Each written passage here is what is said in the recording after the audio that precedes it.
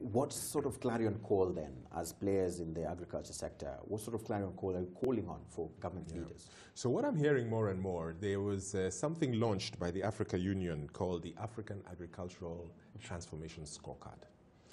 When the governments of Africa, 54 of them, signed on to the Malabo Declaration, they said, we're going to do several things. We're going to improve the productivity of our farmers. We're going to help create jobs for the youth. We're going to look after the interests of women in agriculture. We're going to create the right investment climate. We're going to look at soil fertility. Right. They made specific commitments. Right. And the Africa Union has had a process now of going back and looking at those commitments and have broken them down into 43 indicators and 7 key themes. You know how we have the Mo Ibrahim Governance Index, right. or we have the Moody and Poor Credit Index, or the Corruption Index. Now we have a Technology Transformation Index that the heads of state and governments have signed to. Now, what I think our job is, as industry and the media and stakeholders, to point a spotlight in that and say, why is my country number 16? Right. It should be number 1.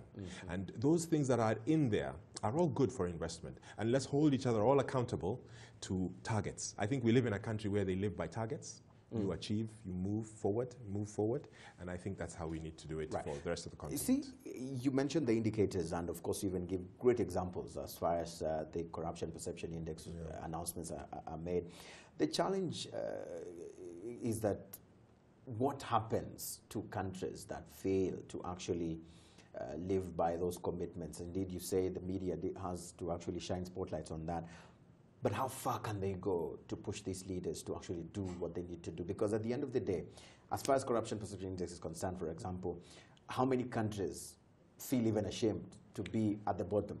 What do they do even after those results are done? Most of them ignore that. As you know, the social media today, the power of the internet, everybody knows everything.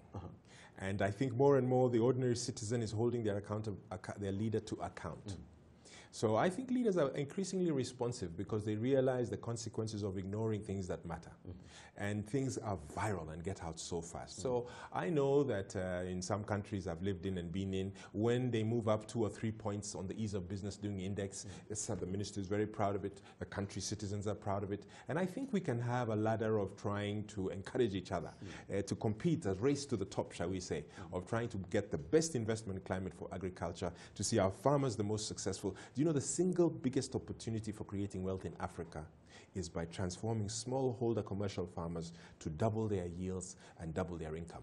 It will transform small and medium enterprise, it will transform rural economies, it will transform tax revenues, it will transform countries. So that's how others have done it in Asia, and that's how we can do it in Africa. So the smallholder farmers hold the key to actually Africa's transformation. In conclusion, I want to read your thoughts as far as the place of access to information for these smallholder farmers is concerned, because much as they are touted to be key, but without proper information on the best seeds to actually work with, on how best to mechanize the agriculture, then it all goes in vain. So what next? I could not agree with you more. Agriculture is a knowledge-intensive industry. Just like you would not go to a chef. If you have a heart problem, you need to go to a heart surgeon. Not every Tom, Dick, and Harry living in the rural area is a farmer. A farmer needs to have the tools and the information to know what to plant, when to plant, how to get the optimum from it. So yes, there is need for more information. Some countries have extension services that are extensive, but many can't afford that. So others are using smart tools.